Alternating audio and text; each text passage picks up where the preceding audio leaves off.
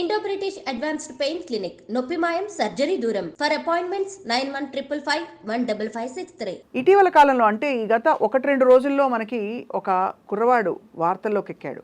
By the way ఆ కుర్రవాడు దివ్యాంగుడు, కానీ చాలామంది అతను దివ్యాంగుడు పాడతాడు అన్నారు తప్ప అతని పేరు కూడా మెన్షన్ చేయలేదు. ఇంతకీ ఆ కుర్రవాడు ఎవరంటే రాజు. రాజు అద్భుతమైన పాట విని సాక్షాత్తు సజ్జనార్ గారు ఏమన్నారంటే బహుశా ఇలాంటి టాలెంట్కి గొప్ప అవకాశం వస్తే బాగుండు అని చెప్పి కీరవాణి గారిని ఉద్దేశించారు. అఫ్కోర్స్ అంతకంటే ముందు తమన్ గారు ఈ పోస్ట్ చూసి స్పందించారు. రాజుకి నేను అవకాశం ఇస్తానని చెప్పారు. రాజు ఇండియన్ ఐడల్ సీజన్ 4లో కూడా ఒక స్పెషల్ పార్టిసిపెంట్గా అలాగే పలు చోట్ల పాడుతూ తన టాలెంట్ని ప్రూవ్ చేసుకుంటూ వచ్చాడు. He is here with us today. ఇప్పుడే సజ్జనార్ గారికి థ్యాంక్స్ చెప్పడానికి వాళ్ళ ఆఫీస్కి వెళ్ళాడు. ఆయన ఏమన్నారో ఒకసారి చూద్దాం. మన రాజు ఒక సింగరు, ఆయనకు అంగవైకల్యం ఉన్నా కూడా ఆయన విజువలీ ఛాలెంజ్డ్, ఆయన అంతా ఛాలెంజ్ ఉన్న ఆయన మంచి గాయకుడు. ఆయనను వెలుగు తీసుకొచ్చిన మన ఐ డ్రీమ్స్ యాజమాన్యానికి పేరుగా అభినందిస్తున్నాను. ఎందుకంటే ఆయన చెప్తున్నారు, ఇప్పుడే గుర్తు చేస్తున్నారు, గత 3 years బ్యాక్ February 25th రోజు మీరు అందరు వెళ్ళి అక్కడ ఆయన ఇంటర్వ్యూ చేశారని చెప్పి తెలిసింది. తర్వాత వాళ్ళ గురువు రామాచారి ద్వారా కూడా మళ్ళీ ఇద్దరు కలిసి ఇంటర్వ్యూ చేశారు. ఈరోజు మళ్ళీ నాకు మా బస్లో, ఎందుకంటే మన బస్సే మనకు మొత్తము ఇది, సో ఆ బస్లో ఆయన పాట పాడారని చెప్పి శిల్ప అనే లేడీ అది పోస్ట్ చేయడము, అది నా దృష్టికి రావడము, నేను మళ్ళీ దాన్ని ట్వీట్ చేయడం ద్వారా చాలా అంటే చాలా వైరల్ కావడం జరిగింది. చాలామంది నెటిజన్స్ అంతా కూడా చాలా స్ఫూర్తిదాయకం ఉందని చెప్పి వాళ్ళు రీట్వీట్ చేయడము, చాలామంది రీపోస్ట్ చేయడము, ప్లస్ చాలామంది నాకు వాట్సాప్లో కూడా మెసేజ్ పంపించారు. చాలా స్ఫూర్తిదాయకం అయింది. ఈరోజు ఆయనను నా దగ్గర తీసుకొచ్చారు. నాకు ఆయన కల్పించినందుకు ఐ డ్రీమ్స్ యాజమాన్యాన్ని కూడా నేను పేరుగా ధన్యవాదాలు తెలుపుతున్నాను. వెల్, చూశారు కదా. సో రాజుతో మాట్లాడదాం, రాజుతో బోల్డ్ అని పాటలు పాడదాం. Raju, welcome to I dream. Thank you madam, thank you very much. నీకోసం ఆ పాట పాడినా? పాడండి మేడం. మన భారతంలో కౌరవులు పాండవులు రా రాజు రా, నీ పేరే రాజు, నిన్న హెసరా Raju. Super. Thank you madam, thank you very much. Thank you. సరే రాజు, చాలా బాగా పాడుతున్నావు. తాళం అయితే అసలు అద్భుతం. Thank you madam. ఎక్కడ నేర్చుకున్నావు? నేను ప్రస్తుతానికి జయకుమార్ సార్ దగ్గర మృదంగం నేర్చుకుంటున్నాను మేడం. సండే వచ్చేసి రామాచారి సార్ దగ్గర లైట్ మ్యూజిక్ నేర్చుకుంటున్నా. సూపర్. అంటే నా చిన్నప్పటి నుంచి నేను ఎవరి దగ్గర నేర్చుకోలేదు మేడం. నేర్చుకున్నప్పటి నుంచే నాకు ఇలా అలవాటు అయిపోయింది. వావ్. నాకు నా చిన్నప్పుడు నా దగ్గర రేడియోలు, టీవీలు ఏమీ లేవు. నేను పుట్టగానే నాకు ఏవి లేవు కాబట్టి నేను ఇక్కడ ఈ చుట్టుపక్కల టేప్ రికార్డు వచ్చేవి. టేప్ రికార్డులు పెట్టేవారు.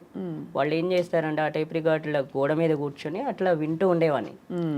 అది ఇలా వాయిస్తూ ఉండేవాడిని. మామూలుగా ఒక కెరస్నాయిల్ డబ్బా, రూపాయి బిళ్ళ మేడం. నా దగ్గర అప్పుడు ఇన్స్ట్రుమెంట్స్ అనేవి నాకు తెలియదు. అలా వాయిస్తూ అలా అక్కడ పాటలు వింటూ ఇక్కడ నేను మామూలుగా పాడుకుంటూ ఉండేవాడిని. అదే, అవును, ఏదో మామూలుగా నేను అట్లా టైంపాస్కి అట్లా పాడుకుంటూ ఉండేవాడిని. అట్లా డైలీ అలవాటు అయింది.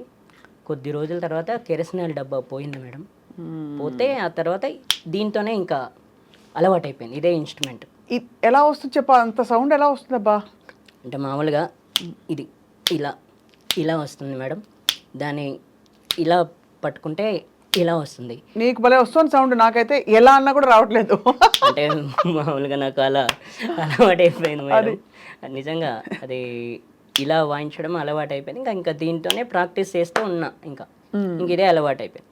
అంటే ఈ మధ్య నేర్చుకున్నాను కానీ అప్పుడు లేదు, అప్పుడు నేర్చుకోలేదు. గొప్ప గురువుని పట్టావు నిజంగానే రాజు. అవును. రామాచారి గారు అద్భుతమైన గురువు. అండ్ అలాగే మన జయకుమార్ ఆచార్య గారితో చెప్పక్కర్లేదు, ఆయన చాలా ప్రోగ్రామ్స్ వాయించారు. ఆయన కూడా ఎక్సలెంట్ గురువు. అవునండి. సో ఇప్పుడు ఎంతవరకు మరి నువ్వు అంటే ఎలా నేర్చుకుంటున్నావు సంగీతం? అంటే డైలీ అమ్మ తీసుకెళ్తుంది మేడం. ఇప్పుడు అమ్మ నేను తీసుకొచ్చారు కదా? అవును, అమ్మ తీసుకొచ్చారు. అమ్మ ఇక్కడే ఉన్నారు. అవునండి, డైలీ అమ్మ తీసుకెళ్తారు. సండే కూడా అమ్మే తీసుకెళ్తారు. ఇంకేమైనా ప్రోగ్రామ్స్ అయితే కూడా అమ్మే తీసుకెళ్తారు. ఇవాళ సజ్జనార్ సార్ దగ్గరికి వెళ్ళి ఎట్లా అనిపించింది రాజు? ఆయన అసలు ఏమనుకున్నా మేడం, ఆయన చూసిన తర్వాత ఈరోజు చాలా బాగా మాట్లాడారు. నీకు ఇంత టాలెంట్ ఉంది, ఇంత బాగా పాడుతున్నావు, నేను కూడా చూశాను, ట్రీట్ చేశాను, చాలా బాగా పాడుతున్నావు అబ్బాయి, నువ్వు ఎక్సలెంట్ పాడుతున్నావు అని చెప్పారు. నేను చాలా మెచ్చుకున్నారు ఆయన ఈరోజు. నా అదృష్టం మేడం ఆయనను కలవడం. ఈ ఐ డ్రీమ్ వాళ్ళకు ఆయన నా తరఫున థ్యాంక్స్, నాకు ఛాన్స్ ఇప్పించినందుకు. ఇంకోటి మేడం, నా బాధ ఏంటంటే అప్పుడు నా చిన్నప్పుడు నేను పుట్టి పెరిగిన తర్వాత, నేను పుట్టింది 1989లో అండి. నేను పుట్టిన తర్వాత నాకు ఏది లేకపోయినా నాకు ఇక్కడ టేప్ రికార్డ్స్ అవి ఉండే కాబట్టి అలా ఇలా పాడుతుండేవాడిని. కానీ అందరూ వచ్చారు, ఊర్లో అందరూ చూశారు, కానీ అప్పట్లో ఎంకరేజ్మెంట్ లేదు, సపోర్ట్ లేదు. ఎంకరేజ్మెంట్ లేక ఇంకెవరిని అడుగుతాంలే అని చెప్పేసి ఇంకెవరిని అడగల. మామూలుగా కొంతమంది వచ్చేవాళ్ళు, పాడించుకునేవాళ్ళు, వెళ్ళిపోయారు, అంతేగాని విలేజ్ కదా. అవునవును. విలేజ్ అంటే ఎట్లా ఉంటుందంటే ఆ టైంలో ఎవరు పట్టించుకోరు, ఎవరు కూలి పనులు అవి ఇవి చేస్తుంటారు కదా, పట్టించుకోరు. ఇంకా ఆ తర్వాత మెల్లమెల్లగా కొంచెం బయటకు వెళ్ళడం స్టార్ట్ చేస్తే, ఆ తర్వాత ఒక వ్యక్తి సోంభూపాల్ రెడ్డి అని అతను పరిచయం అయ్యాడండి 2008. అతను పరిచయం అయ్యి ఈ 2009లో కర్ణాటక వోకల్లో జాయిన్ చేశారు బుచ్చయ్యాచారి సార్ దగ్గర. అక్కడ నుండి మళ్ళీ ఇక్కడ మృదంగంలో జయకుమార్ సార్ దగ్గర జాయిన్ చేశారు. అతనే రామాచారి సార్ దగ్గర 2011లో అతనే జాయిన్ చేశాడు. జాయిన్ చేస్తే ఈ అబ్బాయిని ఎవరు తీసుకెళ్తారో, నేను వీడికి ఛార్జీ ఖర్చులు అయితే నేను ఇస్తా, ఎవ్రీ సండే తీసుకున్నాను అంటే అమ్మకు తెలియదని చెప్పేసి 5-6 వారాలు వచ్చారు నాతో పాటు. వచ్చి తీసుకెళ్లారు ప్రతి ప్రోగ్రామ్కు. అంటే నేను సంగీతం నేర్చుకోక ముందు కూడా ప్రతి ప్రోగ్రామ్స్కి వచ్చేవాడు అతను.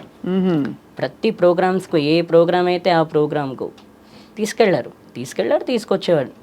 అతను ఒక కాలేజీ స్టూడెంట్ అండి. అప్పుడు అతను ఏంటంటే కాలేజీకి వెళ్ళాలి, రావాలి, ఇది తప్ప వేరే ఏం లేదు.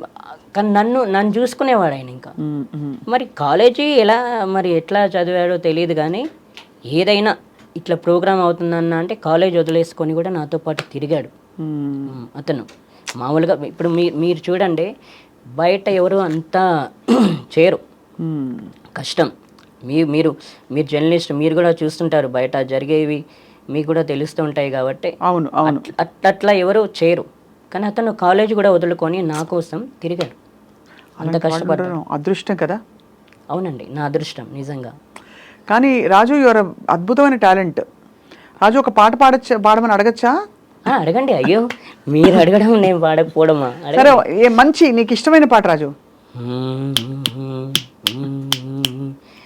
గిజిగాడు తమ గూడు వదిలి రాకున్నాడు, సూర్యుడు రాలేడని, కొలనీలో కమలాలు తలదించుకున్నాయి, పొద్దు పొడవలేదని. గిజిగాడు తమ గూడు వదిలి రాకున్నాడు, సూర్యుడు రాలేడని, కొలనీలో కమలాలు తలదించుకున్నాయి, పొద్దు పొడవలేడని. గారాల మల్లమ్మ కళ్ళే తెరవాకుంది, తెలవారలేదే అని. నువ్వైనా చెప్పన్నా సూర్యుడికి రాజన్న, విండెక్కి లేలేమని. బండెక్కి తన 7 గుర్రాల బండెక్కి పండక్కి రారమ్మని, బతుకమ్మ పండక్కి రారమ్మని, పండక్కి రారమ్మని, బతుకమ్మ పండక్కి రారమ్మని. తారరీడా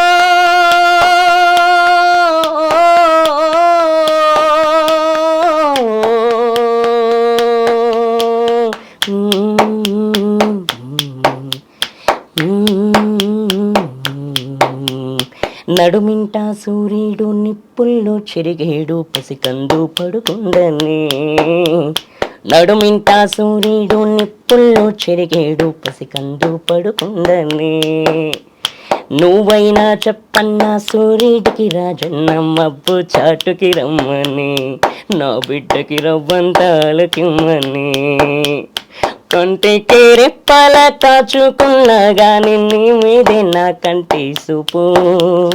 నువ్వైనా చెప్పన్నా మల్లమ్మకు రాజన్న, ఇల్లు దాటి పోవద్దని, దయచేసి నీ దరికి రావద్దని, ఇల్లు దాటి పోవద్దని, దయచేసి నీ దరికి రావద్దని.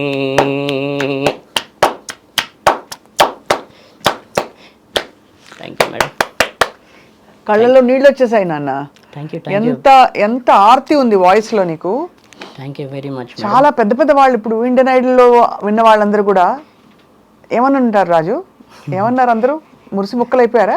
తప్పకుండా. అవును మేడం, చాలా నిజంగా నిజంగా హ్యాపీ, సంతోషపడిపోయి ఉంటారు ఎంత మంచి వాయిస్ విని. అవును అవును మేడం, నిజంగా చాలా రాజు, మరి ఇన్ని పాటలు నేర్చుకుంటూ క్లాసికల్ కూడా నేర్చుకున్నావు కదా, కచేరీలు ఏమైనా చేసావా ఎప్పుడైనా? నేను కచేరీలకు వెళ్ళలేదు మేడం. ఇప్పుడు ప్రస్తుతానికైతే రామాచారి సార్ ప్రోగ్రామ్స్ అయితే వెళ్తా. అక్కడ పాడతావా? వాళ్ళతో పాడతా. రవీంద్ర భారతి, చిక్కడపల్లి త్యాగరాయ గాన సభ, రవీంద్ర భారతి అండ్ చిక్కడపల్లి త్యాగరాయ గాన సభ, సుందరయ్య విజ్ఞాన పార్క్, ఇక్కడికి వెళ్తుంటాను. వాళ్ళు అంటే అమ్మే తీసుకెళ్తుంది. ఎల్ఎంఏ అమ్మ అక్కడి నుంచి ఇందాక నుంచి చూస్తున్నారు. అవునండి, తీసుకెళ్తారు. నీ పాట విని అమ్మ ఏమంటుందో? అమ్మ ఏమంటావు అట్లా అలా అంటారు. అమ్మ చాలా రెస్పాన్సిబిలిటీ, ఆవిడే తీసుకొస్తారు, తీసుకెళ్తారు. ఇంకెవరెవరు నీకు అన్నదమ్ములు అక్క చెల్లెళ్ళు ఉన్నారా? 3 అక్కలు 1 చెల్లి మేడం. 3 అక్కలు 1 చెల్లి. అయితే వాళ్ళందరూ పెళ్ళిళ్ళు అయిపోయాయి. మా బావ వచ్చేసి కానిస్టేబుల్. ఓహో, కానిస్టేబుల్. ఒకప్పుడు మాదాపూర్లో చేశారు, ఇప్పుడు శంషాబాద్ పాత పిఎస్, మళ్ళీ ఇప్పుడు తర్వాత అరంగడ్ మైలాదేవులపల్లిలో చేస్తున్నారు. వాళ్ళు మా ఇంటి దగ్గర ప్లాట్ తీసుకున్నారు, ఇంకా ఇక్కడే ఉంటున్నారు. మమ్మల్ని వాళ్ళే చూసుకుంటూ చక్కగా. అవునండి, అందరి కుటుంబం కలిసిమెలిసిగా ఉంటున్నారు చక్కగా. అవునండి. నీ టాలెంట్ చూసి వాళ్ళు కూడా చాలా మురిసిపోయి ఉంటారు. అవునండి, చాలా చాలా ఎంకరేజ్ చేస్తారు. వాళ్ళు కూడా చేస్తుంటారు. ఇప్పుడు వాళ్ళ ఎంకరేజ్మెంట్ లేనిది లేము. ఎప్పుడైతే పెళ్ళయిందో ఎదురు చూస్తుంటారు, అరే వీడికి ఏమన్నా ఛాన్స్ వచ్చుంటే బాగుండు, ఎప్పుడు పాడతాడు, అక్కడిక్కడ ఎదురు చూస్తుంటారు వాళ్ళు. అది నిజంగా నా అదృష్టం మేడం. ఎందుకంటే వీళ్ళు కూడా ఎంకరేజ్ చేయడం. మా చెల్లి, మా బావగారు కూడా ఏదైనా నేను ఏదైనా ప్రోగ్రాంకి వెళ్ళకపోతే నేను అన్నం తినను, నేను ఏదైనా అలుగుతానని చెప్పేసి మా అమ్మగారితో పాటు మా బావ, మా చెల్లికి కూడా అలవాటు, తెలిసిపోయింది అది ఆ విషయం. సో అట్లా వాళ్ళు నిన్ను ఎంకరేజ్ చేస్తూ చూసుకుంటున్నారు చక్కగా. అవునండి, బాగా చూసుకుంటున్నారు.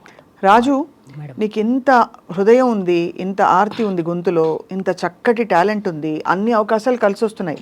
ఎప్పుడైనా దేవుడి మీద కోపం వచ్చిందా నీకు? మేడం నాకు అలాంటిది ఏం లేదు మేడం. ఇప్పుడు దేవుడి మీద ఎవరి మీద కోపం రాలేదు. ఎందుకంటే నా చిన్నప్పటి నుంచి ఇలా పుట్టానని నా మీద నాకే బాధ ఉండేది, కానీ దేవుడి మీద మాత్రమే నాకు ఎవరి మీద కోపం వచ్చేది కాదు. నేను ఎప్పుడైతే ఇలా పుట్టానో, కానీ అనుకుంటూ ఉండేవాడిని, నాకు తెలియదు అసలు అప్పుడు ఆ టైంలో తెలియదు. ఎవరన్నా తీసుకెళ్తే వెళ్ళాలి, చేయాలి. ఇంట్లోనే కూర్చునేవాడిని కదా, బయట ఫ్రెండ్స్ ఎవరిని కలిసేది లేదు, ఇంట్లోనే ఉండాలి. ఇలా ఎన్నాళ్ళు అని అనుకునేవాడిని. కానీ సింగింగ్, ఒక పాట ఛాన్స్ రావాలనుకున్నాను, కానీ నేను ఎప్పుడు కానీ ఎవరిని తిట్టుకోలేదు. సో నువ్వు పుట్టుక నుంచే నీకు ఇలా ఉండింది, అంటే నీకు దివ్యాంగుడివే కదా నాన్న? అవునండి. సో ఎప్పుడు నీకు అనిపించలేదా ప్రపంచాన్ని చూడాలనే ఒక తపన ఉంటుంది కదా, మనసుతో చూస్తున్నావు నువ్వు? అనిపించిందండి. నేను అనుకునేవాడిని, ఇప్పుడు మామూలుగా అందరూ ఆడుకుంటుంటారు కదండి, ప్రపంచాన్ని చూడాలని అనిపించింది. చూడాలి ఇట్లా అప్పుడప్పుడు అనిపించింది, ఎందుకు ఇలా పుట్టాను, అసలు ఎందుకు ఇలా ఉన్నాను, అసలు అందరూ ఆడుకుంటున్నారు, అందరూ చిన్నపిల్లలు కదా, నేను కూడా చిన్నపిల్లని అప్పుడు ఆ టైంలో. అందరూ ఆడుకుంటున్నారు, చేస్తున్నారు, నేను ఎందుకు ఇలా ఉన్నానని నాకు అనిపించింది. కానీ అనిపిస్తే ఏం చేస్తాం, అలా అని చెప్పేసి కొంతమంది ఒక యాడ్ ఇచ్చారు మేడం. ఇట్లా ఎల్వి ప్రసాద్ హాస్పిటల్లో ఇట్లా చూపు వేస్తారని చిన్న యాడ్ ఇస్తే, నేను నా ఫ్రెండ్కి చెప్తే నా ఫ్రెండ్ వచ్చాడు 2009లో, కాలేజీ మానేసుకొని మరీ వచ్చాడు. వచ్చి అక్కడ ఎల్వి ప్రసాద్లో అక్కడ హాస్పిటల్ అన్ని ఏర్పాట్లు చేశాడు. ఉదయం 10 గంటలకు తీసుకెళ్ళాడు, అక్కడ చెక్ చేశారు. చెక్ చేసిన తర్వాత మధ్యాహ్నం లంచ్ టైంలో చెక్ చేశారు 1 o'clock. మళ్ళీ సాయంత్రం 6 o'clock చెక్ చేసి రావని చెప్పేశారు. ఇంకా కంటి చూపు రాదని చెప్పేశారా? రావని చెప్పేశారు. మరి అప్పుడు నీకేమనిపించింది? మనసుతోటే చూసి పాటలు పాడుతూ నా జీవితం హ్యాపీ అని అనిపించిందా? అలా అనిపించలేదు మేడం, వచ్చుంటే బాగుండేది అనిపించింది. అయ్యో తండ్రి. ఎందుకంటే మామూలుగా ఏంటంటే నేను చిన్నప్పటి నుంచి చూపు ఉంటే ఎక్కడికైనా వెళ్ళేవాని కదా, కానీ ఎవరినైనా కలిసేవాని కదా. ఇప్పుడు ఏంటంటే ఎవరినైనా కలవాలన్నా ఎక్కడికైనా వెళ్ళాలన్నా ఎవరి మీద ఆధారపడాలి. కాబట్టి నేను అట్లా నాకు చూపుండి ఉంటే అలా ఎవరి మీద ఆధారపడకుండా నేనే హ్యాపీగా ఎక్కడికంటే అక్కడికి వెళ్ళేవాడిని అనిపించింది. ఇప్పటికి కూడా అనిపిస్తుంది, అప్పుడే కాదు ఇప్పుడు కూడా అరే నేను హ్యాపీగా చూపుండి ఉంటే నేను ఒక్కనే ఎక్కడికి పడితే అక్కడికి వెళ్ళేవాడిని కదా, ఫ్రెండ్స్తో కలిసి ఉండేవాడిని కదా అనిపించేది. ఇప్పుడు కూడా అనిపిస్తుంది, అప్పుడే కాదు, నా నా టైం అంతే.